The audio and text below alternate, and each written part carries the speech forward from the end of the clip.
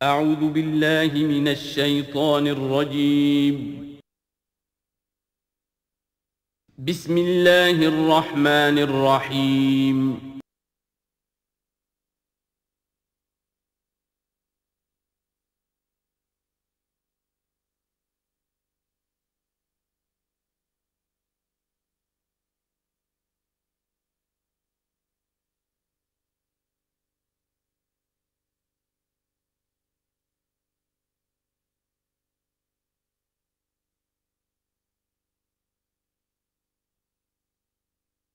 اعوذ باللہ من الشیطان الرجیم بسم اللہ الرحمن الرحیم الیہ یرد علم الساعة وما تخرج من ثمرات من اکمامها وما تحمل من انثى ولا تضع الا بعلمه ویوم ینادیہم این شرکائی قالوا آذناک ما منا من شہید وضل عنہم ما كانوا يدعون من قبل وظنوا ما لهم من محیص صدق اللہ العظیم۔ اللہ ہی کے حوالے ہے قیامت کا علم کہ قیامت کب آئے گی۔ وما تخرج من ثمرات، اور جو بھی نکلتا ہے میووں میں سے ان کے غلافوں کے اندر سے، وما تحمل من انثى، اور جو بھی کوئی مادہ اٹھاتی ہے اپنے پیٹ میں حمل، ولا تضع، اور نہ ہی وہ اس کو جنتی ہے، الا بعلمہ، مگر وہ اللہ کے علم میں ہوتا ہے۔ اور اس کو صرف انسانوں پر نہ سمجھیے، تو تمام حیوانات کا معاملہ ہے۔ اسی لیے یہاں پر عورت کا نام نہیں لیا گیا، بلکہ یہ کہ جو بھی ہے، من انثیٰ، جو بھی ہے۔ وَيَوْمَ يُنَادِيهِمْ أَيْنَ شُرَكَائِي، اور جب اس دن کے پکارے گا انہیں کہ کہاں ہے میرے وہ شریک، قَالُوا آذَنَّاكَ مَا مِنَّا مِن شَهِيدٍ، تو وہ کہیں گے ہم نے تو آپ سے عرض کر دیا ہے، ہم میں سے کوئی بھی اس کا اقرار نہیں کرتا کہ ہمارا کوئی شریک ہے۔ یعنی یہ کہ اس وقت وہ بالکل ایسے بے بس ہو جائیں گے کہ وہ نہیں کہہ سکیں گے کہ ہم نے واقعتاً کسی کو سمجھا تھا کہ وہ ہمارا سہارا ہوگا۔ وَضَلَّ عَنْهُمْ مَا كَانُوا يَدْعُونَ مِن قَبْلُ، اور گم ہو جائیں گے ان سے، ان کے ہاتھوں کے طوطے اڑ جائیں گے جن کو وہ پکارا کرتے تھے اس سے پہلے۔ وَظَنُّوا مَا لَهُم مِّن مَّحِيصٍ، اور انہیں یقین آ جائے گا کہ اب کوئی خلاصی کی کوئی شکل نہیں ہے، یہاں سے نجات پانے کی کوئی صورت نہیں۔ لَا يَسْأَمُ الْإِنسَانُ مِن دُعَاءِ الْخَيْرِ، انسان نہیں تھکتا ہے خیر مانگتے ہوئے، اگر اس کے پاس دولت ہے اور مانگے گا، اور نعمتیں ہیں اور مانگے گا۔ وَإِن مَّسَّهُ الشَّرُّ، اور اگر کہیں اسے تکلیف پہنچ جائے، فَيَئُوسٌ قَنُوطٌ، تو بالکل مایوس ہو جاتا ہے اور نا امید ہو جاتا ہے۔ وَلَئِنْ أَذَقْنَاهُ رَحْمَةً مِنَّا مِن بَعْدِ ضَرَّاءٍ مَسَّتْهُ، اور اگر ہم انہیں اپنی رحمت کا مزہ چکھا دیں اس کے بعد کہ اسے کوئی تکلیف پہنچی تھی، لَيَقُولَنَّ هَٰذَا لِي، تو وہ کہے گا یہ تو میرا ہے ہی، یہ تو میری اپنی صلاحیت ہے، میں نے اپنے مسائل کو حل کر لیا، میں نے جتنی بھی مشکلات تھیں میں نے بڑے اپنے ناخن تدبیر سے تمام عقدے حل کر لیے۔ وَمَا أَظُنُّ السَّاعَةَ قَائِمَةً، یہ بالکل وہی الفاظ ہیں کہ جو سورہ کہف میں آئے ہیں کہ دو اشخاص کا مکالمہ ہوا تھا، میں نہیں سمجھتا کہ قیامت وغیرہ کوئی قائم ہونے والی شے ہے۔ وَلَئِن رُجِعْتُ، وہاں رُدِدْتُ تو ہے، یہاں رُجِعْتُ تو ہے، اور اگر مجھے لوٹا ہی دیا گیا، گویا کہ بالفرض، جیسا کہ تم کہتے ہو، اگر واقعتاً ہو ہی گیا، اول تو میرا گمان نہیں ہے، یہ ڈکوسلا تھا معلوم ہوتا ہے مجھے، اگر ہو ہی گیا، اِلَىٰ رَبِّي إِنَّ لِي عِندَهُ لَلْحُسْنَىٰ، تو میرے لیے تو پھر وہاں اور اچھائی ہوگی، اس لیے کہ جب یہاں مجھے نوازا ہے، اللہ نے سب کچھ دیا ہے، عزت دی ہے، پیسے دیے ہیں، دولت دی ہے، اولاد دی ہے، تو ظاہر بات ہے کہ میرے اندر کچھ ہے جو اسے پسند آیا ہے، تو یہ کہاں چلا جائے گا؟ میرے اندر جو خیر ہے، جو میرے اندر اللہ تعالیٰ کی محبوبیت کی کوئی چیز ہے، تو وہ وہاں بھی قائم رہے گی اور اللہ تعالیٰ وہاں بھی مجھے دے گا۔ فَلَنُنَبِّئَنَّ الَّذِينَ كَفَرُوا بِمَا عَمِلُوا، تو پھر ہم پوری طریقے سے جتلا دیں گے ان کافروں کو جو کچھ کے عمل انہوں نے کیے ہوں گے۔ وَلَنُذِيقَنَّهُم مِّنْ عَذَابٍ غَلِيظٍ، اور انہیں لازماً مزہ چکھائیں گے بہت ہی گاڑھے عذاب کا۔ وَإِذَا أَنْعَمْنَا عَلَى الْإِنسَانِ أَعْرَضَ وَنَأَىٰ بِجَانِبِهِ، اور جب ہم انسان پر نعمتوں کی بارش کر دیتے ہیں تو پھر وہ ذرا اپنا رخ پھیر لیتا ہے اور اپنی جانب، ایک جانب کو مڑ جاتا ہے، پہلو موڑ لیتا ہے۔ وَإِذَا مَسَّهُ الشَّرُّ فَذُو دُعَاءٍ عَرِيضٍ، اور جب کوئی تکلیف اسے پہنچتی ہے تو بڑی لمبی چوڑی دعائیں کرنے لگتا ہے۔ قُلْ أَرَأَيْتُمْ إِنْ كَانَ مِنْ عِنْدِ اللَّهِ ثُمَّ كَفَرْتُمْ بِهِ، اے نبی ان سے کہیے کہ ذرا سوچو، تھوڑی دیر کے لیے فرض کر لو کہ یہ جو میں پیش کر رہا ہوں قرآن یہ اللہ ہی کی طرف سے ہو، امکان تو ہے نا، 1%، 2%، 3%، کسی درجے میں تو امکان ہے۔ ثُمَّ كَفَرْتُمْ بِهِ، اور پھر تم نے اس کا کفر کیا، من اضل ممن ہوا فی شقاق بعید، تو کون ہوگا زیادہ بھٹکا ہوا اس سے کہ جو اس طرح کی زندہ کے اندر جا پڑا ہے۔ یعنی سوچو ذرا، غور کرو، جیسے اس سے پہلے آیا ہے کہ میں تم سے کہتا ہوں ایک ایک کر کے دو دو کر کے اکیلے اکیلے دو دو مل کر گفتگو کرو، سوچو سمجھو کہ کیا اس شخص کے اندر کوئی دیوانگی کے آثار ہیں، کوئی ان کے اندر کوئی کبھی ان کی زندگی کے اندر اس سے پہلے جو 40 برس ان کو تمہارے درمیان بسر کی ہے کبھی کوئی جھوٹ بولا ہے۔ اب یہ آخری مرتبہ پھر قرآن مجید کا ذکر آ رہا ہے، اور یہ سب سے اہم ہے ہمارے اس موجودہ دور کے لحاظ سے۔ سَنُرِيهِمْ آيَاتِنَا فِي الْآفَاقِ وَفِي أَنفُسِهِمْ حَتَّى يَتَبَيَّنَ لَهُمْ أَنَّهُ الْحَقُّ۔ ان قریب ہم انہیں دکھائیں گے اپنی آیات، آفاق میں بھی، یہ پوری کائنات جو ہے، آسمان اور زمین، آفاق، وفی انفسہم، ان کی اپنی جانوں کے اندر بھی، حتیٰ یتبین لہم انہ الحق، یہاں تک کہ یہ بات بالکل واضح ہو جائے گی ان کے لیے، مبرہن ہو جائے گی کہ یہ قرآن حق ہے۔ اس سے اشارہ ہو رہا ہے اس معلومات کے ایکسپلوژن کی طرف کہ جو آج ہو رہا ہے، اور یہ کوئی زیادہ پرانی بات نہیں ہے، یہ زیادہ یوں سمجھیے کہ یہ سائنس کی ڈیولپمنٹ 200 برس کا ہے معاملہ، اور اس میں بھی جو ایکسپلوژن ہوا ہے یہ تو ہاف سینچری سے زیادہ کا مسئلہ نہیں ہے، اسی کے اندر ہوا ہے۔ اور اصل میں آج کے دور میں قرآن مجید کے اعجاز کو ثابت کرنے کے لیے کہ یہ معجزہ ہے، سب سے اہم پہلو یہ ہے۔ تو میں نے جو تعارفی گفتگو کی تھی اس دورہ ترجمہ قرآن سے پہلے، تو میں نے عرض کیا تھا کہ قرآن مجید کے اعجاز کے پہلو بے شمار ہیں، کس کس پہلو سے قرآن معجزہ ہے ہم اس کا احصاء نہیں کر سکتے، لیکن موٹی بات یہ سمجھ لیجئے کہ جب قرآن نازل ہوا ہے تو اس کا معجزہ ہونا سب سے زیادہ اس اعتبار سے تھا کہ اپنی ادبیت، اپنی فصاحت، اپنی بلاغت کے اعتبار سے معجزہ تھا، اور اسی پہلو سے چیلنج کیا گیا۔ تمہارے ہاں شعراء ہیں، تمہارے ہاں خطباء ہیں، تمہارے ہاں ادب کا بڑا ذوق ہے، کوئی ایک اس جیسی ایک صورت بنا کر لے آؤ۔ باقی یہ کہ نہ بھی سائنسی معلومات تھی ان کے پاس، دوسرے یہ کہ جو فینومینا آف دی نیچر ہیں قرآن میں، آسمان زمین دیکھو، اب ظاہر بات ہے اس وقت وہ آدمی کیا دیکھ رہا تھا، اپنی ننگی آنکھ سے جو کوئی دیکھتا تھا وہی دیکھ رہا تھا نا، لیکن آج انسان دیکھ رہا ہے ٹیلیسکوپس کی مدد سے، آج انسان دیکھ رہا ہے مائکروسکوپس کی مدد سے، الیکٹرانک مائکروسکوپ سے، آج جو انسان کے معلومات کا ذریعہ جو ہے، تو گویا کہ وہ آیات الہیہ جو قرآن مجید میں جن کے اشارے کر دیے گئے، ان کو جو 1400 برس قبل کا انسان دیکھ رہا تھا اور جو انہیں آج کا انسان دیکھ رہا ہے، وہ زمین و آسمان کا فرق ہے۔ اور ہوتے ہوتے یہ ثابت ہوتا چلا جا رہا ہے کہ جو کچھ قرآن مجید نے کہا تھا وہی حق ہے۔ اس میں اگرچہ ابھی کچھ حصے رہ گئے ہیں، لیکن بہت سے پہلو ہیں جو واضح ہو رہے ہیں، اور روزانہ کچھ شکل ایسی آتی ہے کہ جس سے کہ ان سائنسی حقائق سے قرآن مجید کا حق ہونا ثابت ہوتا ہے۔ لہذا آج کے دور میں اس کام کو بہت اہمیت حاصل ہے کہ اس کے لیے محنت کی جائے، کوشش کی جائے۔ اب اتفاق کی بات ہے کہ یہ کام کیا بھی ہمارے ہاں، تو بہرحال جو سب سے بڑی نمایاں کتاب ہے وہ ایک فرینچ سرجن نے کیا، وہ ایمان لے آئے، مورس بکائی، لیکن یہ کہ کسی مسلمان کو یہ توفیق نہیں ہوئی کہ وہ مطالعہ کرتا ان سائنسز کا اور ان کے حوالے سے پھر وہ کمپیریٹو اسٹڈی کرتا بائبل اور قرآن کے مابین، اور پھر کہتا اور دعوے کے ساتھ کہہ سکتا کہ سائنسی جو بھی انکشافات آج تک ہوئے ہیں قرآن کا ایک حرف بھی غلط ثابت نہیں ہوا۔ ہاں، قرآن مجید کے ان الفاظ سے جو معنی پہلے سمجھے گئے تھے جبکہ معلومات کا دائرہ محدود تھا وہ غلط ہو سکتے ہیں، لیکن قرآن کا لفظ غلط ثابت نہیں ہوا۔ آج قرآن کا وہ لفظ زیادہ اجاگر ہو کر، روشن ہو کر، جیسا کہ میں نے آپ سے عرض کیا علقہ، اب علقہ کہاں سے لے آئے؟ اب یہ علقہ فائدہ، فؤاد، فائدہ اس سے ہے، تو یہ چیزیں اب اور زیادہ واضح ہوتی جا رہی ہیں۔ یا کہ تمام اجرام سماویہ کا کل فی فلک یسبحون، جتنا آج معلوم ہے یہ پہلے تو معلوم نہیں تھا۔ کئی دور آئے ہیں، پہلے انسان سمجھتا تھا زمین ساکن ہے، سورج چلتا ہے، پھر سوچا کہ نہیں یہ تو سورج ساکن ہے، زمین چلتی ہے۔ آج ہمیں معلوم ہے کوئی شے ہے ہی نہیں، سکون محال ہے قدرت کے کارخانے میں، کوئی ذرہ بھی جو ہے اندر جو ایک ایٹم ہے وہاں بھی حرکت ہے، وہ نیوٹرونز جو ہیں وہ کس طریقے سے چکر لگا رہے ہیں بے تابانہ، حرکت ہی حرکت ہے۔ تو اس اعتبار سے قرآن مجید جدید سائنسی اکتشافات کے ذریعے سے جس طریقے سے اس کے حقائق مبرہن ہو رہے ہیں، اس پر زیادہ توجہ کی ضرورت۔ البتہ اس میں تکلف کرنا اور زبردستی کرنا نہیں، جہاں وہ بات ابھی واضح نہیں، اب صاف مان لو، جو بھی ہم سورہ آل عمران میں پڑھ آئے ہیں کہ یہ بات ابھی واضح نہیں ہے، لیکن ہمیں یقین ہے کل من عند ربنا، یہ سب اللہ کی طرف سے ہے۔ وقت آئے گا کہ ثابت ہو جائے گا کہ جو کچھ قرآن نے جو الفاظ استعمال کیے تھے، جو حقیقت منکشف ہوگی، وہ عین ان الفاظ میں صحیح فٹ ہو جائے گی، اگرچہ ابھی ہم اس کی وضاحت نہیں سمجھ سکتے۔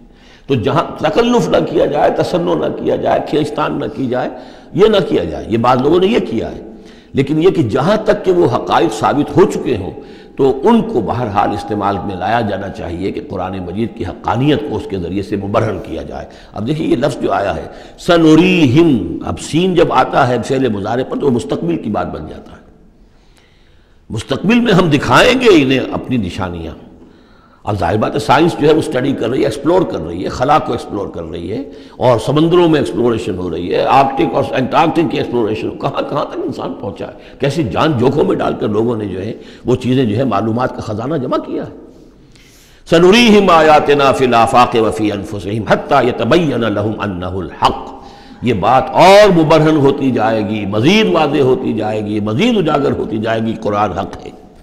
اولم یکفی بربک انہ علی کل شیء شہید، کیا کافی نہیں ہے یہ بات تیرے رب کے لیے کہ وہ تو ہر چیز پر گواہ ہے، ہر کائنات کی ہر شے اس کی نگاہوں کے سامنے ہے۔ لیکن آج سے 1400 برس پہلے وہ انہی الفاظ میں اس نے بیان کیا تھا جسے اس وقت کا انسان سمجھ سکتا، وہ باتیں آج کے حوالے سے جو باتیں آ رہی ہیں وہ بیان کر دی جاتی ہیں، سمجھ میں کس کی آتی نہیں۔ انہم فی مریۃ من لقاء ربہم، آگاہ ہو جا یہ لوگ اپنے رب سے ملاقات کے بارے میں دھوکے میں پڑے ہوئے، شکوک و شبہات میں پڑے ہوئے۔ الا انہ بکل شیء محیط، آگاہ ہو جا وہ ہر چیز پر محیط ہے، ہر چیز کا احاطہ کیے ہوئے ہے۔ سورۃ الشورى، اور یہ سورت جو ہے اب ان 4 سورتوں میں یوں سمجھ لیے کہ کلائمیکس ہے، اس مضمون کا کلائمیکس نقطہ عروج یہاں آ رہا ہے، اور وہ ہے اجتماعی عملی توحید۔ انسان جو ہے ایک متمدن حیوان ہے، یہ مانتے ہیں سب لوگ، تمدن مل جل کر رہتا ہے، اسے اجتماعی نظام وجود میں آتا ہے۔ اجتماعی نظام کے مختلف پہلو ہم نے شمار کیے ہیں، ایک معاشرتی نظام ہے، اس سے بھی پہلے عائلی نظام ہے، خاندانی نظام ہے، پھر معاشرتی نظام ہے، پھر اقتصادی یا معاشی نظام ہے، پھر سیاسی نظام ہے۔ یہ تمام جو نظام ہیں یہ جب تک کہ اللہ کی حاکمیت کے تابع نہیں ہوتے تو گویا کہ اجتماعی سطح پر تو توحید نہیں ہے، وہ تو شرک ہے۔ پھر افراد جو ہیں اکیلے اس میں ہو سکتے ہیں موحد ہوں، اور وہ کس شکل میں ہوں گے؟ جبکہ وہ تن من دھن اس باطل اور مشرکانہ نظام کا قلع قمع کر کے اور وہاں توحید کا نظام قائم کرنے کے لیے لگے ہوئے ہوں، اور انہوں نے اس کے اندر لگا دیے ہوں، تب تو وہ ہے موحد، ورنہ تو وہ مشرک ہے۔ اگر مشرکانہ نظام کو انہوں نے دل سے تسلیم کر لیا، اسی مشرکانہ نظام میں وہ اپنی دوڑ دھوپ کر رہے ہیں پاؤں پھیلانے کے لیے، جائیداد بنانے کے لیے، اپنے کوئی پروفیشن میں شائن کرنے کے لیے، کسی اور معاملے میں ساری بھاگ دوڑ اس کے لیے ہو رہی ہے، اس کا مطلب یہ کہ انہوں نے اس نظام کو ذہناً قبول کر لیا۔ تو جنہوں نے اس طاغوت کو قبول کر لیا انہوں نے اللہ کا انکار کیا، چاہے وہ نمازیں پڑھتے ہوں بلکہ تہجد بھی پڑھتے ہوں۔ تو اقامت دین کی اصطلاح اس صورت میں آ رہی ہے، اور اقامت دین کے موضوع پر یہ قرآن مجید کا ذروۂ سلام ہے۔ بسم اللہ الرحمن الرحیم، حامیم عین سین قاف۔ یہ ویسے تو 2 صورتوں میں سے ایک ہے جس میں 5 حروف آئے ہیں، ایک ہم پڑھ چکے ہیں کاف ہا یا عین صاد، لیکن یہ اس اعتبار سے منفرد ہے کہ حامیم علیحدہ اور عین سین قاف علیحدہ، تو 2 آیتیں اس سورہ مبارکہ کی یہ منفرد ہے کہ جو حروف مقطعات پر مشتمل ہے۔ مجھے اس سورہ مبارکہ سے بھی جو ایک خصوصی مناسبت ہے وہ میں عرض کر ہی دوں کہ سب سے زیادہ تو سورہ حدید، لیکن مکی قرآن میں سورہ حدید کا جو متوازن اور اس کا جو بدل ہے وہ سورہ شورى ہے۔ جو مقام سورہ حدید کو حاصل ہے مدنی قرآن میں، وہی مقام سورہ شورى کو حاصل ہے مکی قرآن میں، اور یہ بھی دیکھ لیجئے کہ تقریباً یہ دگنی ہے اس سے، اس کی آیات ہے 29، اس کی آیات ہے 53، اور چونکہ مکی قرآن جو ہے وہ دگنا ہے مدنی قرآن سے اپنے حجم کے اعتبار سے۔ کذالک یوحی الیک والی الذین من قبلک اللہ العزیز الحکیم، کذالک اسی طرح وحی کرتا ہے اللہ اے نبی آپ کی طرف، اور ان لوگوں کی طرف بھی کرتا رہا ہے جو آپ سے پہلے تھے، وہ اللہ جو العزیز ہے الحکیم ہے۔ اب یہ کذالک کس چیز کی طرف اشارہ ہو رہا ہے؟ ایک تو یہ کہ جو بھی لوگ تھے اس وقت ان کے سامنے تھا کہ جس طریقے سے حضور کہتے تھے مجھ پر وحی آئی ہے، اور ایک اس سورہ مبارک کے آخر میں بھی آ جائے گا وحی کی قسمیں، جن کا کہ میں نے اس تعارف قرآن والے لیکچر میں ذکر کیا تھا، تو وہاں آگے جا کر آ جائے گا کہ وحی کس کس طور سے آتی ہے، انسانوں پر آتی رہی ہے۔ تو کذالک کی تشریح اس صورت میں وہاں ملے گی۔ لہو ما فی السماوات و ما فی الارض، اسی کا ہے جو کچھ کہے آسمانوں میں اور جو کچھ کہے زمین میں، وہو العلی العظیم، اور وہ بہت بلند و بالا ہے اور بہت عظمت والا ہے۔ تکاد السماوات یتفطرن من فوقہن، آسمان قریب ہے کہ اوپر سے پھٹ پڑے، یعنی اوپر ان کے اتنا بوجھ ہے، اتنا وزن ہے، اتنے فرشتے ہیں۔ ایک حدیث میں آتا ہے کہ بالشت بھر جگہ بھی خالی نہیں ہے جہاں کوئی نہ کوئی فرشتہ اللہ کا یا سر بسجود نہ ہو یا کھڑا نہ ہو قیام میں اللہ تعالیٰ کے لیے۔ تو یہ کیفیت ہے وہاں پہ، وما یعلم جنود ربک الا ہو، تیرے رب کے جو لشکر ہیں انہیں کوئی جانتا ہی نہیں سوائے خود اس کے، تو وہ پھٹ پڑنے کے تیار ہیں۔ بل ملائکۃ یسبحون بحمد ربہم، یہ سورہ مومن میں یہ بات آ چکی ہے کہ فرشتے جو ہیں وہ اہل زمین میں سے جو اہل ایمان ہیں ان کے لیے استغفار کرتے رہتے ہیں۔ والملائکۃ یسبحون بحمد ربہم، وہ اپنے رب کی تسبیح کے ساتھ حمد بھی کرتے ہیں، ویستغفرون لمن فی الارض، اور زمین والوں کے لیے جو زمین میں ہے اہل ایمان ان کے لیے استغفار کرتے رہتے ہیں۔ الا ان اللہ هو الغفور الرحیم، آگاہ ہو جاؤ یقینا اللہ ہی غفور ہے، اللہ ہی رحیم ہے۔ والذین اتخذوا من دونہ اولیاء، اور وہ ہستیاں کہ جنہیں ان لوگوں نے سمجھ لیا اولیاء، حمایتی، مددگار، بچانے والا، شافع، اور ان کے ذریعے سے تقرب حاصل کر لیں گے۔ اللہ حفیظ علیہم، اللہ تعالیٰ خود ان کا بھی نگران اللہ ہے۔ وما انت علیہم بوکیل، اور اے نبی آپ کو ان کے ذمہ دار نہیں ہے۔ وَكَذَلِكَ أَوْحَيْنَا إِلَيْكَ، کذالک پھر آ گیا، جیسے کذالک پہلی آیت میں تھا اور یہ 7ویں آیت میں بھی ہے، اس کذالک کا مفہوم آگے جا کے واضح ہوگا۔ اسی طرح ہم نے وحی کیا ہے آپ کی طرف اے نبی قرآنا عربیا، یہ قرآن عربی، لِتُنذِرَ أُمَّ الْقُرَىٰ وَمَنْ حَوْلَهَا، تاکہ آپ خبردار کر دیں بستیوں کی ماں یا بستیوں کی جڑ، سب سے بڑی بستی، سب سے اہم بستی۔ یہ ہم پڑھ چکے ہیں سورہ قصص کی آیت نمبر 59 میں آیا تھا، حتیٰ نبعث فی امہا رسولا، جو بھی علاقہ ہے اس کی جو مرکزی بستی ہے ہم عذاب نہیں بھیجتے رہے جب تک کہ اس کی مرکزی بستی کے اندر رسول نہ بھیج دیں۔ تو اب یہ ام القریٰ ہے، جو مکے جو عرب کے لیے ام القریٰ ہے، ویسے یہ پوری دنیا کا ام القریٰ ہے۔ لِتُنذِرَ أُمَّ الْقُرَىٰ، اگر حضرت آدم واقعتاً یہ بات صحیح ہے کہ بیت اللہ حضرت آدم کا بنایا ہوا ہے، تو معلوم ہوا کہ پوری دنیا کا جو ہے واقعتاً ام القریٰ پھر یہی ہے، بیت العتیق، بہت پرانا گھر، تاکہ آپ خبردار کریں ام القریٰ کے رہنے والوں کو، ومن حولہا، اور جو ان کے ارد گرد ہیں۔ یہ مفہوم پہلے بھی آ چکا، میں نے عرض کیا ارد گرد جو ہے وہ تو دائرے کھینچتے جائیے تو پوری دنیا اس میں آ جائے گی۔ وَتُنذِرَ يَوْمَ الْجَمْعِ، اور خبردار کرنا ہے اس جمع ہونے والے دن، قیامت کا دن، لا ریب فیہ، جس میں کوئی شک نہیں ہے، فریق فی الجنت، ایک گروہ ہوگا جو جنت میں جائے گا، وفریق فی السعیر، اور ایک جماعت ہوگی کہ جو جہنم میں جائے گی۔ وَلَوْ شَاءَ اللَّهُ لَجَعَلَهُمْ أُمَّةً وَاحِدَةً، اگر اللہ چاہتا تو انہیں ایک ہی امت بنا دیتا، سبھی مومن ہوتے۔ وَلَٰكِن يُدْخِلُ مَن يَشَاءُ فِي رَحْمَتِهِ، لیکن نہیں، یہ تو اللہ تعالیٰ داخل کرتا ہے جو چاہتا ہے، جو خواہش مند ہوتا ہے، جو اس کی قیمت ادا کرنے کو تیار ہے، اس کو اپنی رحمت میں داخل کرتا ہے۔ یہ مفت میں وہ اللہ تعالیٰ اپنی یہ رحمت اور اپنی جنت جو ہے مفت میں دینے کو اس نے نہیں بنائی ہے، جو چاہتا ہے اس کا ارادہ کرے پھر اس کی قیمت ادا کرے۔ ان اللہ اشتری من المؤمنین انفسهم واموالهم بان لهم الجنہ والظالمون ما لهم من ولی ولا نصیر، اور جو ظالم ہوں گے، مشرک ہوں گے، کافر ہوں گے، ان کا پھر نہ کوئی ولی اور حمایتی ہے اور نہ کوئی مددگار ہے۔ ابھی اتخذوا من دونہ اولیاء، دوبارہ وہی بات آئی کہ انہوں نے اللہ کے سوا جو ہے کوئی اپنے اور حمایتی اختیار کر لیے ہیں۔ فاللہ هو الولی، تو اے کم عقلو، اللہ ہی ہے ولی، ایک ہی ولی ہے، بس اس کو پکڑو، اسی کو اپنا ولی مانو۔ اللہ ولی الذین آمنوا یخرجہم من الظلمات الی النور وہو یحیی الموتیٰ، وہی ہے کہ جو زندہ کرے گا مردوں کو، وہو علی کل شیء قدیر، اور وہ ہر چیز پر قادر ہے۔ وَمَا اخْتَلَفْتُمْ فِيهِ مِنْ شَيْءٍ فَحُكْمُهُ إِلَى اللَّهِ، یہاں سے اب مضمون شروع ہو رہا ہے، اس کی تمہید بن رہی ہے۔ تمہارے مابین جو بھی اختلاف ہو اس کے فیصلے کا حق اللہ کے پاس ہے، حاکم وہ ہے، اس کے لیے ہے حاکمیت، sovereignty belongs to him and him alone۔ سروری زیبا فقط اس ذات بے ہمتا کو ہے، حکمراں ہے ایک وہی، باقی بتانے آزری۔ اس کی حاکمیت کے تحت پورا نظام زندگی کا آ جائے گا تو اس کا نام ہے اللہ کا دین قائم ہو گیا۔ توحید بالفعل اس پورے نظام میں قائم ہو گئی، ایک اللہ کی حکومت، ایک اللہ کی مرضی، ایک اللہ کا قانون۔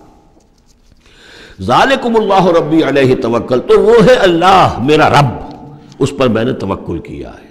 وَإِلَيْهِ أُنِيبُ، اور اسی کی طرف میرا رجوع کرنا ہے۔ فاطر السماوات والارض، وہ آسمانوں اور زمین کا پیدا فرمانے والا ہے۔ جعل لکم من انفسکم ازواجا، اس نے تمہاری ہی نو سے تمہارے لیے بیویاں بنا دی، جوڑے بنا دیے، وَمِنَ الْأَنْعَامِ أَزْوَاجًا، اسی طرح چوپایوں میں بھی ہر سپیشیز کے اندر نر بھی ہے مادہ بھی ہے، يَذْرَؤُكُمْ فِيهِ، اسی سے وہ تمہاری افزائش کرتا ہے، افزائش نسل، اسی سے تمہیں پھیلاتا ہے۔ لَيْسَ كَمِثْلِهِ شَيْءٌ، اس کی یونیک ہستی، اس کے مثال کی سی بھی کوئی شے نہیں۔ اب کیا کریں؟ ایک چیز ایبسلیوٹ نیگیشن کے لیے ہماری زبان میں کوئی اسلوب ہے ہی نہیں، اس جیسی کوئی شے نہیں، اس کی سی کوئی شے نہیں، اس کی مثال کی سی بھی کوئی شے نہیں۔ اب یہ اس سے زیادہ یہ اور اس کے اندر ایمفیسس کا ایبسلیوٹلی یونیک، لا مثل لہ ولا مثال لہ ولا ضد لہ ولا ند لہ، وہ جو بھی آپ الفاظ جتنے بھی جمع کرتے جائیں گے۔ وَهُوَ السَّمِيعُ الْبَصِيرُ، اور وہی ہے سب کچھ سننے والا اور سب کچھ دیکھنے والا۔ لَهُ مَقَالِيدُ السَّمَاوَاتِ وَالْأَرْضِ، اسی کے لیے ہیں آسمانوں اور زمین کی تمام کنجیاں۔ يَبْسُطُ الرِّزْقَ لِمَن يَشَاءُ، وہ بچھا دیتا ہے اور کھول دیتا ہے، بسط وسیع کر دیتا ہے، کشادہ کر دیتا ہے رزق کو جس کے لیے چاہتا ہے، وَيَقْدِرُ، اور جس کے لیے چاہتا ہے ماپ تول کر راشننگ کر کے دینا شروع کر دیتا ہے۔ انہ بکل شیء علیم، اور یہ بھی اس کے علم پر ہے کہ کس کے لیے یہ بہتر ہے، کس کے لیے وہ بہتر ہے، وہ ہر چیز کا جاننے والا ہے۔ اب جو آیت آ رہی ہے وہ اس سورہ مبارکہ کا کلائمیکس ہے، اور اس موضوع پر قرآن مجید کا کلائمیکس ہے، اقامت الدین کے موضوع پر۔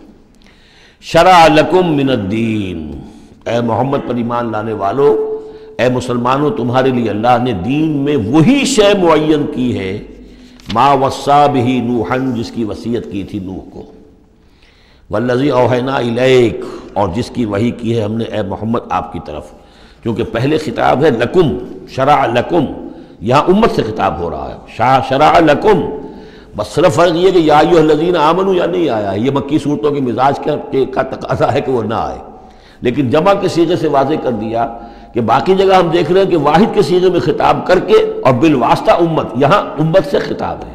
شرع لکم من الدین، تمہارے لیے دین میں وہی شے مقرر کی ہے، ما وصا بہ نوحا، جس کی وصیت کی تھی اس نے نوح کو، والذی اوحینا الیک، اور جس کو کی وحی کی ہم نے محمد آپ کی جانب صلی اللہ علیہ وسلم، وما وصینا بہ ابراہیم و موسیٰ و عیسیٰ، اور جس کی وصیت ہم نے کی ابراہیم کو اور موسیٰ کو اور عیسیٰ کو، ان اقیموا الدین، کہ دین کو قائم کرو۔ دین ایک تو معلوم ہوا اس آیت سے کہ دین سب کا ایک ہے، دین نوح کا اور حضور کا اور ابراہیم کا اور موسیٰ کا، عیسیٰ کا علیہم الصلاۃ والسلام ایک ہی ہے، دین تو ایک ہی ہے۔ ان ھذہ امتکم امۃ واحدۃ وانا ربکم فاعبدون، دین تو ایک ہی ہے، شریعتیں مختلف ہیں لیکن دین کو قائم کرو۔ موسیٰ کے دور میں ان پر یہ فرض تھا کہ دین کو قائم کرو، اس کے لیے لڑو، جاؤ، جنگ کرو اور اس خطہ زمین کو حاصل کرو جس پر اللہ کا دین قائم کر سکو۔ تو صحیح سب کی یہی تھی، جد و جہد یہی تھی، توحید کا وہ تقاضا تھا کہ صرف انفرادی طور پر، اول تو یہ کہ صرف عقیدے میں نہیں، اپنے بھی عمل میں توحید جو ہے قبول کرو اور اختیار کرو، اور عمل میں بھی صرف انفرادی نہیں، اجتماعی توحید کو برپا کرنے کے لیے، قائم کرنے کی جد و جہد کرو۔ ان اقیموا الدین ولا تتفرقوا فیہ، دین میں تفرقے میں مبتلا نہ ہو جاؤ۔ الذین فرقوا دینہم، یہ ہم پڑھ چکے ہیں، دین کو پھاڑ دینا، کہ زندگی کے ایک حصے میں اللہ کا حکم مانا جا رہا ہے، دوسرے حصے میں کسی اور کا مانا جا رہا ہے، یہ تفرقہ۔ یا دوسرا تفرقہ کہ آپ اختلاف کر سکتے ہیں کہ رفع یدین زیادہ ثابت ہے، میں کرتا ہوں، کسی کی رائے ہے کہ نہیں امام ابو حنیفہ کا موقف جو ہے وہ زیادہ صحیح ہے، وہ نہیں کرتا، کوئی حرج نہیں۔ لیکن دین میں، دین ایک ہے، دلیل ہوگی اللہ اور اس کے رسول کی، دین میں فرق نہیں ہے۔ وہ تو چاہے حنفی ہیں، مالکی ہیں، شافعی ہیں، حنبلی ہیں، سلفی ہیں، دین تو سب کا ایک ہے، اسلام۔ اسی طرح شریعت موسوی اور بھی کسی اور کی ہوگی، شریعت محمدی، دین سب کا ایک، اس میں تفرقہ نہیں ہونا چاہیے۔ دین کو قائم کرنے کی جد و جہد کرو، ولا تتفرقوا فی، دین میں تفرقہ نہ ہو۔ یہ ہے وہ اقامت دین کی فرضیت۔ اس میں چونکہ عام طور پر ترجمہ جو ہے شاید آپ کے پاس بھی ہو تو قائم رکھو دین کو کر دیا گیا ہے، وہ بھی صحیح ہے۔ دو ہی سچویشن ممکن ہے، یا تو دین قائم ہے تو اسے قائم رکھو، صحیح ہے۔ خیمہ اگر کھڑا ہے تو کھڑا رکھا جائے گا کہ آندھی آ رہی ہے تو آپ اس کی رسیوں کو پکڑ رہے ہیں، اس کے بانسوں کو پکڑ کر کھڑے ہو رہے ہیں تاکہ خیمہ گر نہ جائے، اس کو قائم رکھو۔ خیمہ گر گیا تو کھڑا کرو، اب اثر نو سے آپ ریکٹ کریں گے۔ تو یہ دونوں ترجمے بالکل صحیح ہیں، قائم کرو قائم رکھو، قائم ہے تو قائم کرو، قائم نہیں ہے تو رکھو، اور قائم نہیں ہے تو قائم کرو۔ ان اقیموا الدین ولا تتفرقوا فیہ کبر علی المشرکین ما تدعوہم الیہ، بہت بھاری ہے یہ مشرکین پر بات جس کی طرف اے نبی آپ ان کو بلا رہے ہیں۔ انہوں نے تو زندگی تقسیم کی ہوئی ہے، جو خدا کا ہے وہ خدا کو دو، اور جو قیصر کا ہے وہ قیصر کو دو، حکومت کا ہے وہ حکومت کو دو، اور جو مولوی کا حق ہے وہ مولوی کو دو۔ اب یہ تقسیم ہے جس پر دنیا چل رہی ہے، اور اس پر اگر فرض کیجئے علماء بھی راضی ہو گئے، ٹھیک ہے ہمیں تو جو کچھ ہے وہ مل ہی رہا ہے نا، تو وہ تو پھر گویا کہ اس دین کی تلفی ہو گئی۔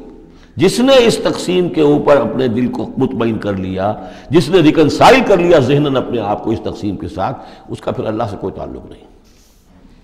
کبر علی المشرکین ما تدعوہم، اسی وجہ سے آتا ہے نا دو جگہ، اور ایک دفعہ تو ہم پڑھ چکے ہیں سورہ توبہ کے اندر، هو الذی ارسل رسولہ بالہدی ودین الحق لیظہرہ علی الدین کلہ ولو کرہ المشرکون، چاہے یہ مشرکوں کو کتنا ہی ناگوار ہو، لیکن اللہ نے محمد کو بھیجا ہی اس لیے ہے تاکہ وہ دین کو پورے کے پورے نظام زندگی پر غالب کرے، چاہے مشرکوں کو کتنا ناگوار ہو، مشرک تو پسند نہیں کرے گا اس کو۔ اللہ یجتبی الیہ من یشاء، اللہ جس کو چاہتا ہے اپنی طرف کھینچ لیتا ہے، وَيَهْدِي إِلَيْهِ مَن يُنِيبُ، اور جو خود رجوع کرتا ہے اس سے وعدہ ہے اس کا کہ ہدایت دے گا۔ یہ اللہ کی شان ہے، اللہ کسی کو راہ چلتے کو بلا لیتا ہے۔ اس کو صوفیہ کہتے ہیں سالک مجذوب اور مجذوب سالک۔ کچھ لوگ ایسے ہوتے ہیں کہ جو بڑی محنت کرتے ہیں، مشقت کرتے ہیں، سلوک طے کر رہے ہیں، روحانی منزلیں طے کر رہے ہیں، پھر کہیں جا کر وہ ایسی جگہ پر پہنچے کہ وہ کہہ سکتے ہیں کہ ہاں آپ کسی مقام پر آ گئے ہیں، اللہ کا کوئی قرب حاصل ہو گیا۔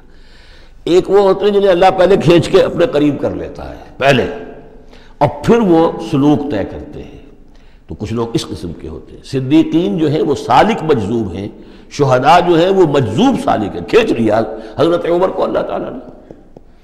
ان کے اپنے مزاج کی وہ کیفیت تھی نہیں، ان کو تو بالکل مزاج ہی اور تھا، ان کی دلچسپی ہی اور تھی، وہ تو کھینچ لیا۔ وَمَا تَفَرَّقُوا إِلَّا مِن بَعْدِ مَا جَاءَهُمُ الْعِلْمُ بَغْيًا بَيْنَهُمْ، اور انہوں نے تفرقہ نہیں کیا اور یہ نہیں تقسیم ہوئے مگر اس کے بعد کہ ان کے پاس علم آ چکا تھا۔ اب یہ جو اقامت دین کا دعوت لے کر حضور کھڑے ہوئے، تو ایک تو ان کے مخاطبین مشرک تھے، فرمایا کہ اے مشرک، اے نبی صلی اللہ علیہ وسلم، یہ مشرکین کے لیے تو ہے ہی بہت مشکل بات کہ آپ کی بات کو قبول کر سکے، کبر علی المشرکین ما تدعوہم الیہ، تو بہت بعید ہے اس سے۔ البتہ آپ کو اگر یہ خیال ہو کہ یہ اہل کتاب جو ہیں یہ تو واقف ہیں اللہ سے، کتاب سے، تورات سے، انجیل سے، اور یہ تو قیامت کو بھی مانتے ہیں، فرشتوں کو مانتے ہیں، سب کچھ مانتے ہیں، یہ تو آسانی سے مان لیں گے، یہ بھی امید نہ رکھیے آپ۔ یہاں حضور کو بتایا جا رہا ہے کہ آپ ایسی توقعات نہ رکھیں، اس لیے کہ ان لوگوں نے تفرقہ ڈالا ہے جبکہ ان کے پاس حق آ چکا تھا۔ کس لیے؟ وَمَا تَفَرَّقُوا إِلَّا مِن بَعْدِ مَا جَاءَهُمُ الْعِلْمُ بَغْيًا بَيْنَهُمْ، یہ آپس میں زندم زدہ ہے، آپس میں کون اوپر اور کون نیچے کی بحث میں یہ پڑے ہوئے ہیں، تو یہ آپ کو کیسے اوپر مان لیں گے؟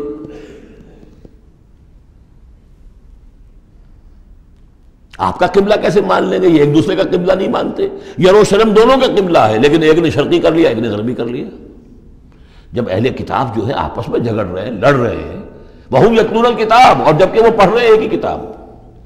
قالت اليهود ليست النصارى على شيء وقالت النصارى ليست اليهود على شيء وهم يتلون الكتاب، تو اے نبی آپ کو کیسے مان لیں گے؟ توقع نہ رکھیے، توقع اگر ہوتی ہے انسان کو تو پھر مایوسی ہوتی ہے۔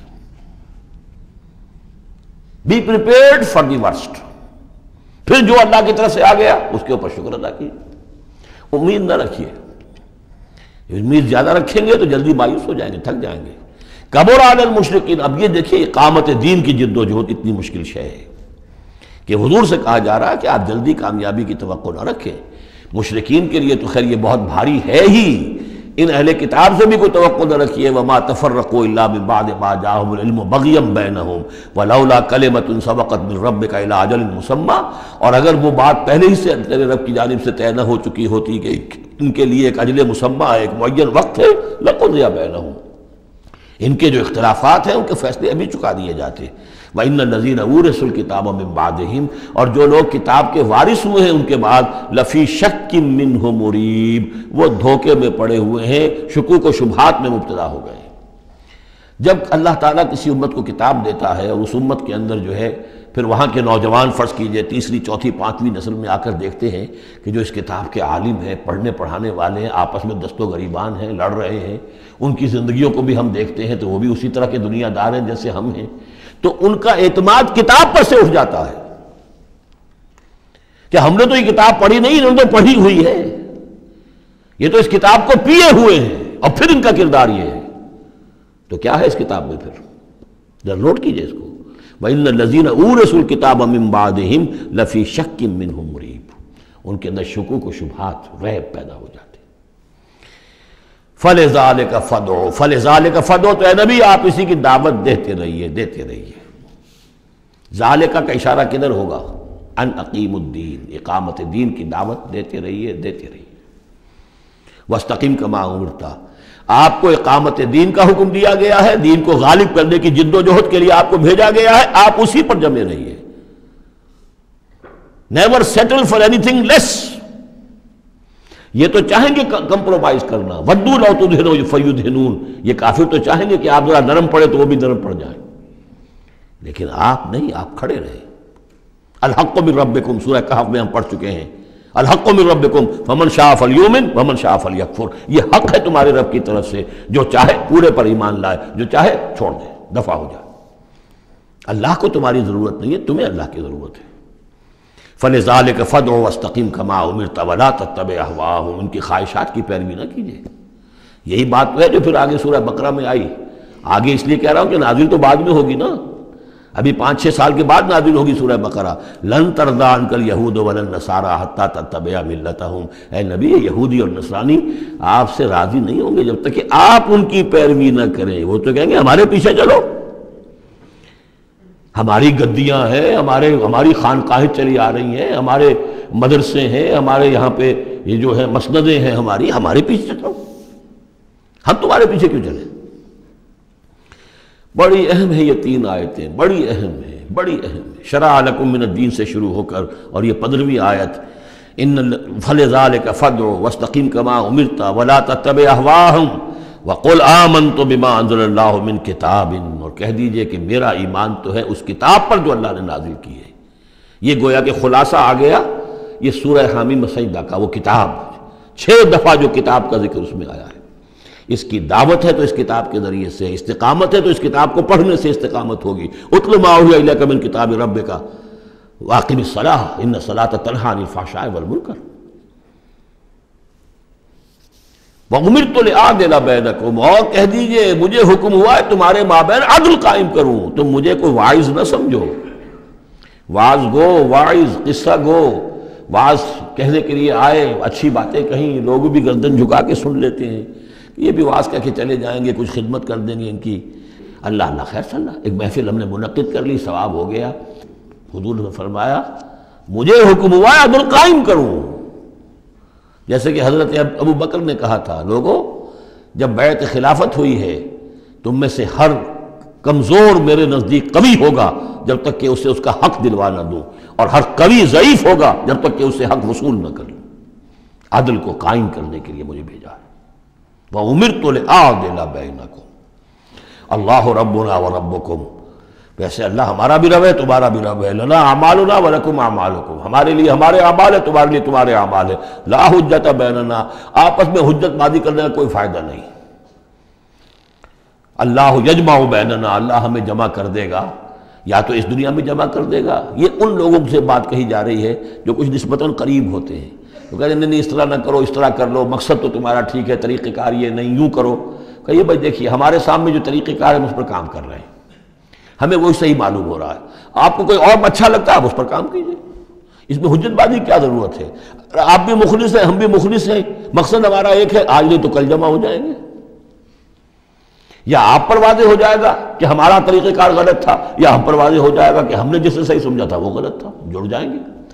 جب تک آپ سمجھ رہے ہیں کہ آپ کا طریقہ کار صحیح ہے، ہم سمجھتے ہیں کہ ہمارا طریقہ کار صحیح ہے، آپ اس پر عمل کیجئے، ہم اس پر عمل کریں گے۔ اللہ ربنا وربکم لنا اعمالنا ولکم اعمالکم لا حجۃ بیننا وبینکم اللہ یجمع بیننا، اللہ ہمیں جمع کر دے گا، آج نہیں تو کل، کل نہیں تو پرسوں۔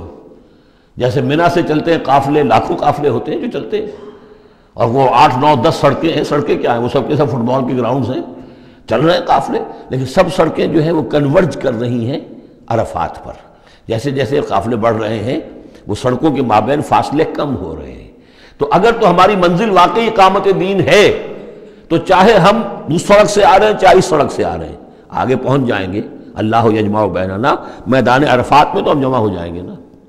اور بالفرض اگر دنیا میں ہم جمع نہ ہوئے، الیہ المصیر، ایک دن تو آنا ہے نا قیامت کا، جب اللہ کی طرف اللہ کی عدالت میں کھڑے ہوں گے. وہاں تو ایک جگہ ہوں گے کہ نہیں؟ وہاں دودھ کا دودھ پانی کا پانی علیحدہ ہو جائے گا. والذین یحاجون فی اللہ من بعد ما استجیب لہ حجتہم داحضۃ عند ربہم، اور وہ لوگ جو اللہ کے بارے میں حجت بازی ہی میں لگے رہے اس کے بعد بھی کہ بہت سے لوگوں نے اس کی دعوت پر لبیک کہہ دی ہے. یعنی السابقون الاولون میدان میں آ گئے ہیں، اور اب تو انتظار ہے کہ والذین تبعوہم بإحسان، اب لوگ آئیں، جوق در جوق آئیں، فوج در فوج آئیں. لیکن جو لوگ اب بھی کھڑے ہوئے حجت بازی کر رہے ہیں، حجتہم داحضۃ عند ربہم، ان کی حجت بازی ان کے رب کے نزدیک بالکل پسپا ہے، پادر ہوا ہے، اس کی کوئی حیثیت ہی نہیں. وعلیہم غضب، اور ان پر اللہ کا غضب ہے. ولہم عذاب شدید، اور ان کے لیے سخت عذاب ہے. اللہ الذی انزل الکتاب بالحق والمیزان، یہ کتاب اور میزان ایک آیت میں جمع یا یہاں ہے یا سورہ حدید میں ہے. سورہ حدید کی آیت نمبر 25، لقد ارسلنا رسلنا بالبینات وانزلنا معهم الکتاب والمیزان لیقوم الناس بالقسط. یا یہاں ہے اللہ ہی ہے جس نے اتاری ہے کتاب بھی حق کے ساتھ اور میزان. میزان وہ نظام ہے دین حق کا. کتاب نے حق مقرر کر دیا ہے، میزان تول کر دیتی ہے. پھر اللہ نے دین کو مقرر کر دیا، لیکن دین کا نظام جب تک نہیں ہوگا تو دین کے مطابق فیصلے کیسے ہوں گے؟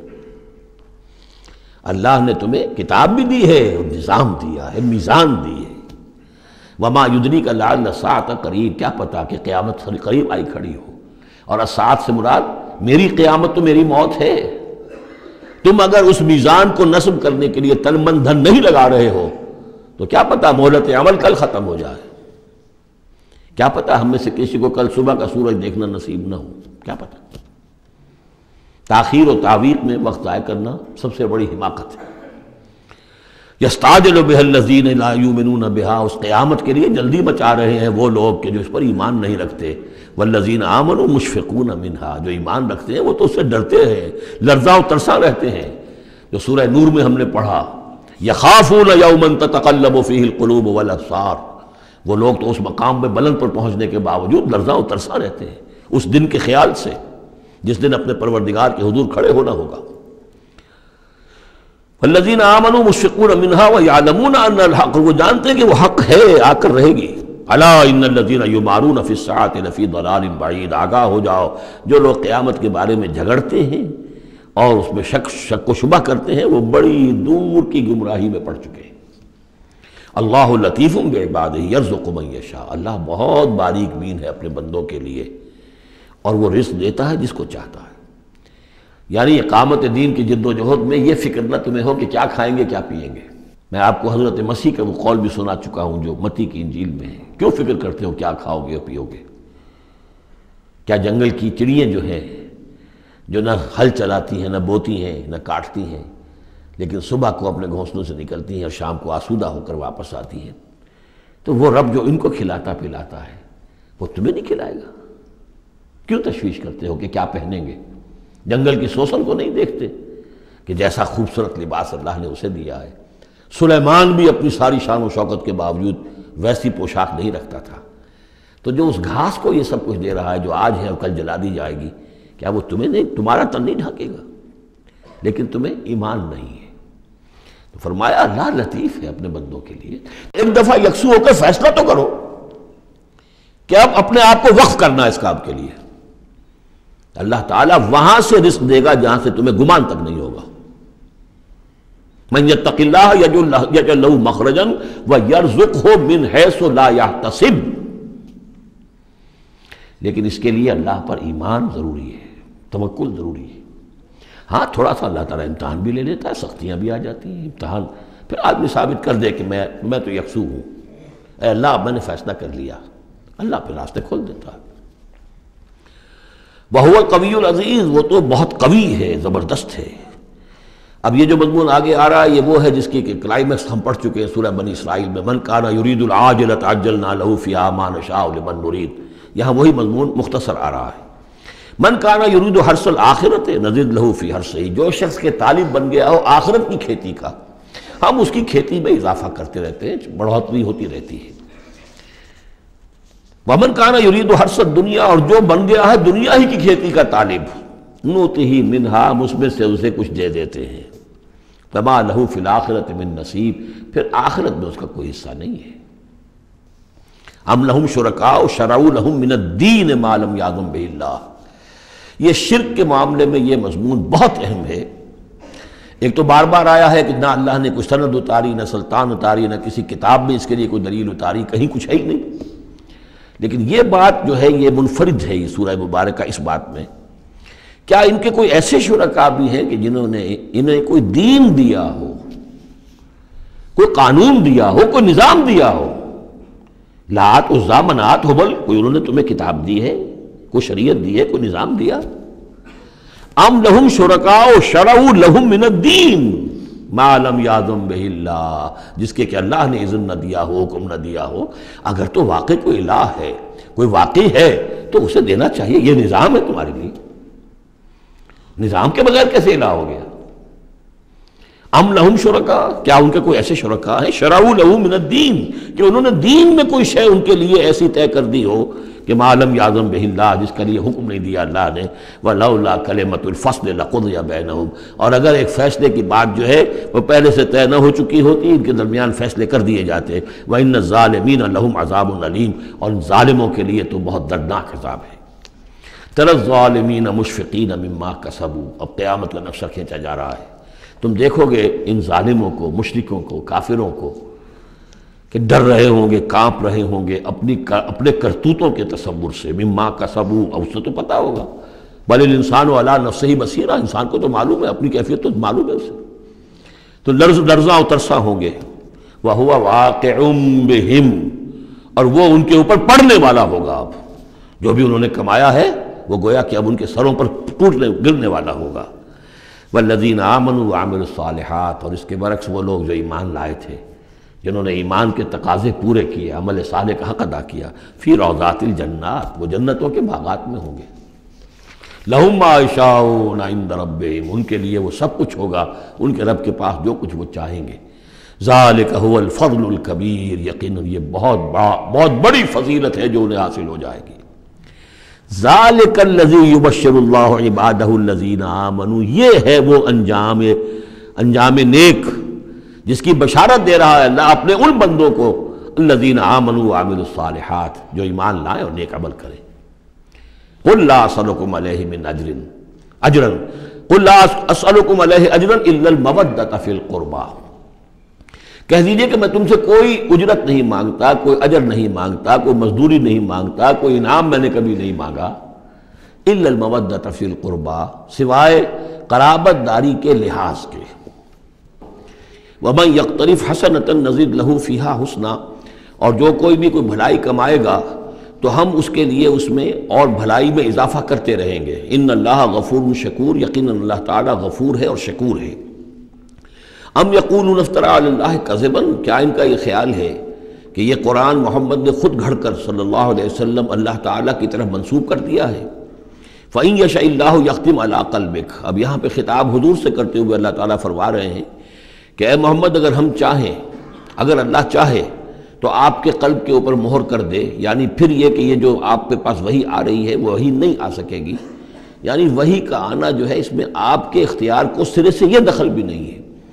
کجا یہ کہ آپ اس کو بنائیں، گھڑیں اور اس کو خود تصنیف کریں، یہ تو بالکل خالصتاً آپ کے لیے وہبی شے ہے۔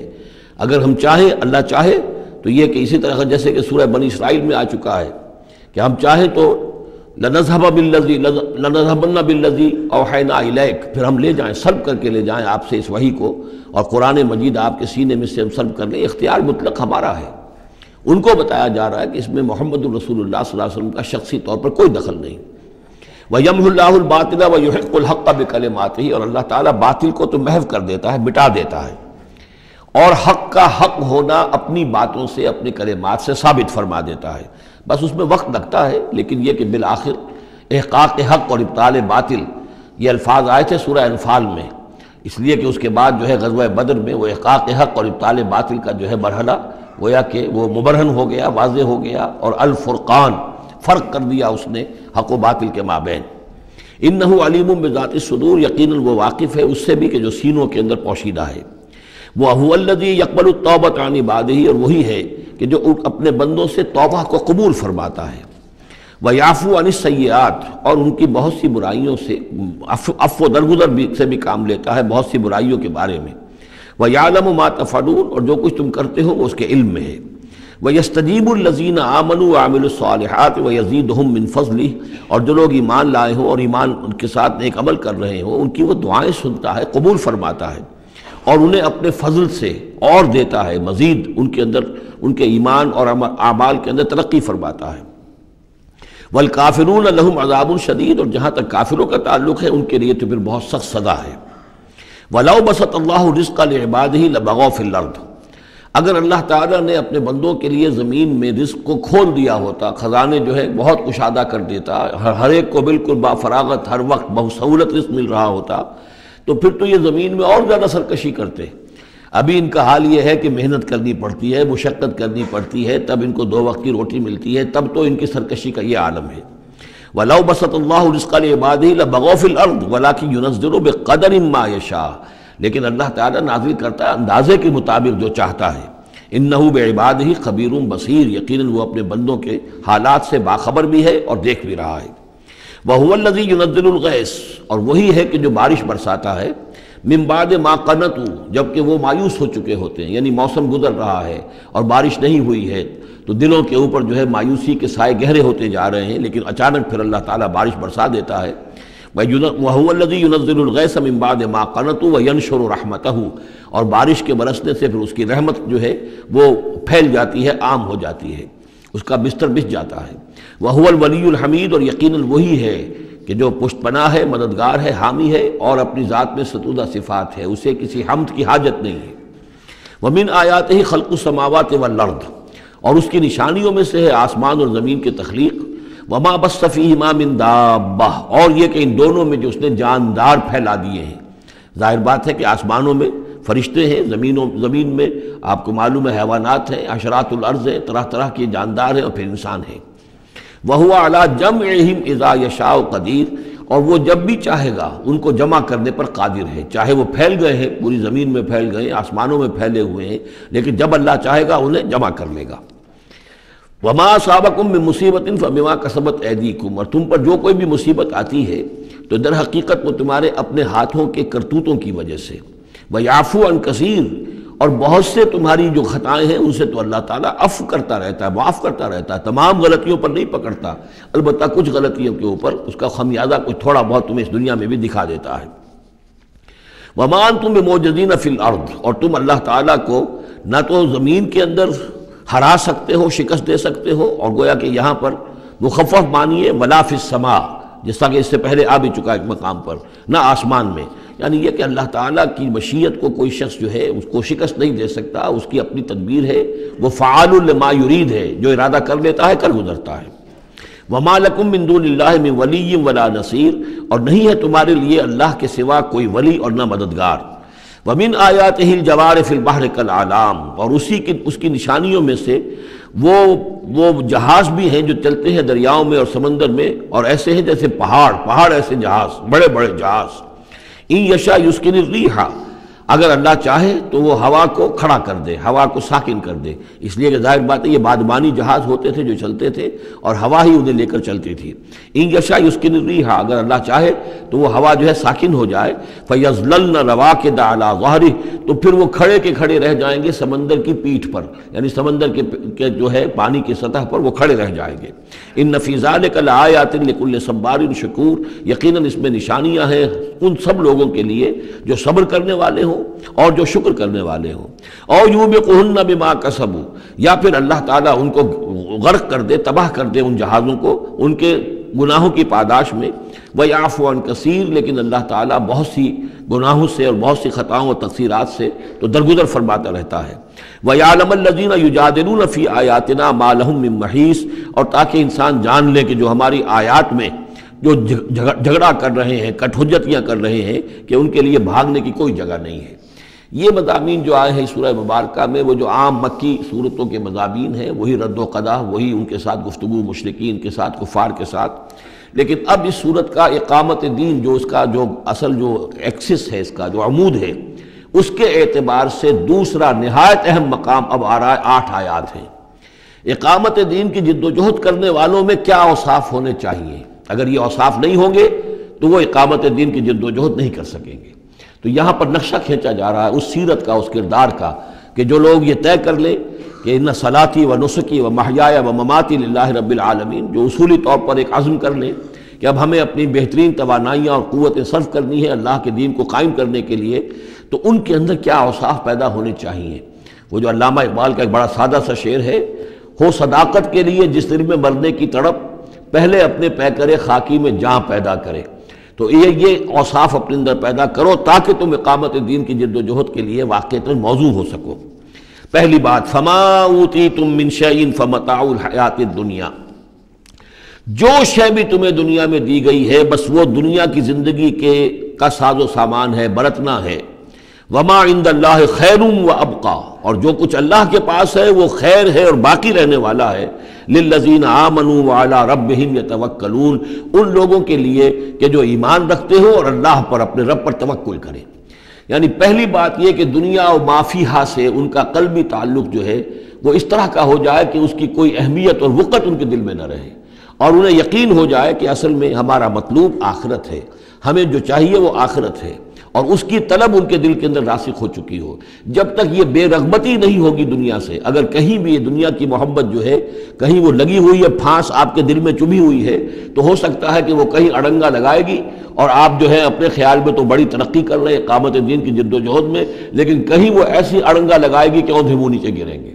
پہلا فیصلہ یہ ہے کہ آدمی طے کر لے کہ میں طالب آخرت ہوں یا طالب دنیا ہوں، اور نمبر 2 یہ کہ توکل اللہ پر۔ یہ ایک آیت کے اندر یہ 2 شرطیں آئی۔ اب آگے چلیے، والذین یجتنبون کبائر الاسم والفواحش، اور وہ لوگ کہ جو اجتناب کرتے رہیں بڑے بڑے گناہوں سے اور بے حیائی کے کاموں سے۔ ظاہر بات ہے کہ اپنی سیرت کو ان چیزوں سے اگر پاک نہیں کریں گے تو اس قدم میں، اس میدان میں آگے نہیں بڑھ سکتے۔ لیکن یہاں دوبارہ نوٹ کر لیجئے کہ یہی مضمون سورہ نساء میں آ چکا ہے۔ ان تجتنبوا کبائر ما تنہون عنہ نکفر عنکم سیئاتکم وندخلکم مدخلا کریما، دوسری مرتبہ اب یہاں آ گیا ہے۔ یعنی یہ کہ اقامت دین کے جو جد و جہد کرنے والے ہوں انہیں کبائر کے بارے میں اصل میں زیادہ حساس ہونا چاہیے۔ صغائر کے معاملے میں جس قدر زیادہ حساس ہم ہو گئے ہیں وہ اصل میں ایک بالکل غلط رخ ہے۔ صغائر کے بارے میں کم اور کبائر کے بارے میں ہو اصل۔ صغائر تو از خود بھی ان الحسنات یذهبن السیئات، جو نیکیاں ہم کرتے ہیں اس سے خود بخود بھی وہ ایسے صغیرہ گناہ جو ہے معاف ہوتے چلے جاتے ہیں۔ لیکن ہو جاتا ہے الٹا برعکس ہو جاتا ہے معاملہ کہ ایک آدمی ان چیزوں میں تو بہت ہی جزرس ہو جائے اور بہت ہی باریک بین ہو جائے، لیکن جو حضرت مسیح کے الفاظ ہیں کہ مچھر تو چھانتے ہو اور سموچے اونٹ نکل جاتے ہو، یہ صورتحال جو ہے یہ بڑی ہی یوں سمجھیے کہ پیتھولوجیکل کنڈیشن ہے، یہ بیماری کی صورت ہے۔ یہ ہے کہ بڑے بڑے گناہوں سے اپنے آپ کو پاک کرو اور فواحش سے اور بے حیائی سے۔ وَإِذَا مَا غَضِبُوا هُمْ يَغْفِرُونَ، اور یہ کہ اگر کبھی کہیں غصہ آ جائے، جیسا کہ ہم پڑھ چکے ہیں سورہ حامیم سجدہ میں بھی کہ وَإِمَّا يَنزَغَنَّكَ مِنَ الشَّيْطَانِ نَزْغٌ، وہ اگر شیطان کی کوئی چھوٹ لگنے ہی لگے تو فوراً اللہ کی پناہ طلب کرو۔ وَإِذَا مَا غَضِبُوا هُمْ يَغْفِرُونَ، جب انہیں غصہ آتا ہے تو اس غصے کو ڈھانپ دیتے ہیں، غصے کو پی جاتے ہیں۔ غفر کے معنی ڈھانپ دینا ہے، ویسے اس کے جو عام ترجمہ ہے معاف کر دیتے ہیں، بجائے اس کے کہ غصے میں کسی پر حملہ کریں اور کسی سے انتقام لیں، بلکہ اس کے اندر عفو کی صورت ہو جب غصہ آئے۔ ایک ہے سوچ سمجھ کر کوئی اقدام کرنا ہے، کوئی آپ نے چیلنج کرنا ہے کسی باطل کو اور اس میں کوئی آگے بڑھ کر آپ کو اقدام کرنا ہے، وہ اور بات ہے۔ ایک ہے کہ غصے میں آ کر کوئی اقدام کیا جائے۔ وَإِذَا مَا غَضِبُوا هُمْ يَغْفِرُونَ، تو وہ معاف کر دیتے ہیں، یا یوں کہیے غصے کو پی جاتے ہیں، یعنی غصے کے اوپر وہ پردہ ڈال دیتے ہیں۔ غفر جو ہے مغفر کہلاتا ہے خود، کہ جو سر کو ڈھانپ لیتا ہے تاکہ تلوار کا وار اگر سر پر آئے تو سر بچ جائے اور خود اس کو روک لے، تو مغفر، غفر کے معنی ڈھانپ دینا۔ گناہ کو ڈھانپ لینے والی شے ہے اللہ کی مغفرت۔ اسی طریقے پر یہ کہ وہ غصے کو پی جانے والے، والکاظمین الغیظ، یہ ہم پڑھ چکے ہیں سورہ آل عمران میں۔ نمبر آگے چلیے، والذین استجابوا لربہم، اور وہ لوگ کہ جنہوں نے اپنے رب کی پکار پر لبیک کہا۔ وہ پکار کون سی ہے؟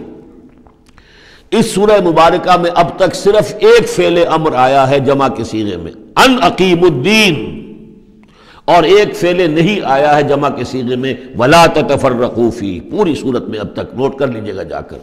تو یہ پکار اللہ کی کون سی ہے؟ اقیموا الدین ولا تتفرقوا فیہ۔ اسی کے لیے کہا تھا حضور سے فلذالک فدعوا، اسی کی دعوت دیتے رہیے۔ آپ کی دعوت اقامت دین کی دعوت ہو، یا آپ کی کسی جزوی شے کے اوپر آپ جو ہے وہ ہیمر نہ کر رہے ہو، کسی جزوی سی شے کو آپ نے ہدف نہ بنا لیا ہو، اصل ہدف اقامت دین۔ فلذالک فدعوا واستقم کما امرت ولا تتبع اهواهم۔ اب یہاں فرمایا والذین استجابوا لربہم، جنہوں نے اپنے رب کی پکار پر لبیک کہا، واقاموا الصلاۃ، اور نماز قائم کی، اور وامرهم شورى بینہم، چونکہ اب اجتماعی زندگی ہے، جماعتی زندگی ہے، اس میں مشاورت کا نظام ہونا چاہیے کہ وہ جو فیصلے کریں، جو قدم اٹھائیں، وہ باہمی مشاورت سے ہوں۔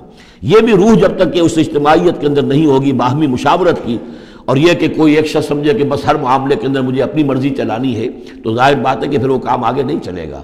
ہم پڑھ آئے ہیں کہ حضور سے یہاں تک کہا گیا ہے کہ یہ جن صحابہ سے خطا ہوئی ہے، غلطی ہو گئی ہے، ان کو بھی آپ وشاورہم فی الامر فاعف عنہم واستغفر لہم وشاورہم فی الامر، حالانکہ ان سے خطا ہوئی ہے، غلطی ہوئی ہے، لیکن پھر بھی آپ انہیں اپنے مشوروں میں شامل رکھیے، اس لیے کہ اس سے دلجوئی ہوتی ہے، ساتھیوں کے اندر میوچول کانسیپٹ ڈیولپ ہوتا ہے، ایک کانفیڈنس ڈیولپ ہوتا ہے، اور وہ سمجھتے ہیں کہ ہماری بھی بات سنی جاتی ہے۔ اور حضور نے بسا اوقات اپنی رائے کو پیچھے رکھ کر اپنے ساتھیوں کی رائے کے مطابق فیصلہ کیا۔ غزوہ احد میں یہی ہوا ہے، غزوہ بدر میں یہی ہوا ہے کہ جہاں پر آپ نے کیمپ لگانے کا فیصلہ کیا تھا، جب بعض صحابہ نے آ کر کہا کہ ہمیں اگر اجازت ہو ہم اپنی رائے دیں، اور جب انہوں نے کہا کہ ہمارے خیال میں وہ جگہ بہتر ہے، آپ نے کہا ٹھیک ہے، یہاں سے کیمپ اکھاڑو، وہاں لگا دو۔ وَأَمْرُهُمْ شُورَى بَيْنَهُمْ وَمِمَّا رَزَقْنَاهُمْ يُنْفِقُونَ۔ ایک اور شے جو لازم ہے اقامت دین کی جد و جہد میں، جہاں وقت لگے گا، جہاں آپ کی توانائی صرف ہوگی، اس میں پیسہ بھی لازم درکار ہے۔ وہ دعوت دین کا کام ہو، اقامت دین کی جد و جہد ہو۔ وَمِمَّا رَزَقْنَاهُمْ يُنْفِقُونَ، یہ انفاق کا مضمون آ گیا، اور جو کچھ کہ ہم نے انہیں دیا ہے اس میں سے وہ انفاق کرتے ہیں۔ وَالَّذِينَ إِذَا أَصَابَهُمُ الْبَغْيُ هُمْ يَنْتَصِرُونَ، یہ وہ چیز ہے جس کے لیے میں نے نوٹ کرایا تھا کہ ایک ہے دعوت دین کا مرحلہ، اس دعوت کے مرحلے میں تو صورت وہ بتائی گئی کہ ادفع باللتی ہی احسن، اگر کوئی تمہیں گالی دے تم دعا دو، کوئی تمہیں پتھر مارے تم پھول پیش کرو۔